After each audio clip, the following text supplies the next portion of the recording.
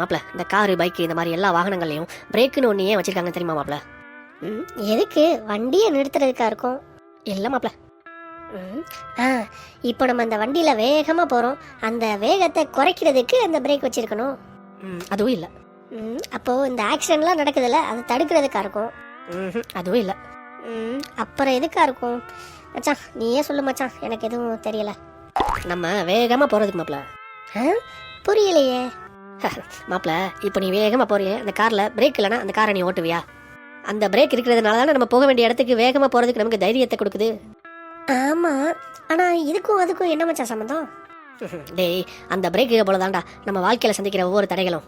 நம்ம லைஃப்பில் ஏதோ ஒரு விஷயத்தை டார்கெட் போட்டு ஓடிட்டே இருப்போம். அப்போது அந்த ஓட்டத்தில் ஏதோ ஒரு தடங்களோ ஏதோ ஒரு கஷ்டமோ நமக்கு வந்ததும் உடனே சோர்ந்து போய் உட்காந்துருவோம். ஆக்சுவலாக நமக்கு வர அந்த ஒவ்வொரு பிரச்சனைகளும் ஒவ்வொரு தடைகளும் நம்மளோட வேகத்தை குறைக்கிறதுக்கு இல்லடா, நம்மளோட வேகத்தை கூட்டுறதுக்கு. மாப்பிள, உண்மையை சொல்லணும்னா நமக்கு வர பிரச்சனைகளும் நமக்கு வர தடைகளும் தான் நம்மளோட இலக்குகளை நோக்கி ஓடுறதுக்கு நமக்கு ஒரு வேகத்தை கொடுக்குது. நாம தான் இதை புரிஞ்சுக்காம நம்ம வாழ்க்கையில் வர ஒவ்வொரு தடைகளும் நம்மளோட வேகத்தை குறைக்கிறதா நினைச்சு நம்ம மனசை போட்டு வருத்திக்கிறோம். உண்மையிலேயே நம்ம வாழ்க்கையில் சந்திக்கிற ஒவ்வொரு தடைகளும் நம்மளோட வேகத்தை குறைக்கிறதுக்கு இல்லை, நம்மளோட வேகத்தை அதிகப்படுத்துறதுக்கு. இதை புரிஞ்சுக்கிட்டா போதும் மச்சான், நம்ம வாழ்க்கையில் என்ன ஆனாலும் யாராலையும் நம்மளோட இலக்கு அடையிறதை தடுக்கவே முடியாது. சூப்பர் மச்சான், செம்ம மோட்டிவேஷனாக இருக்கு.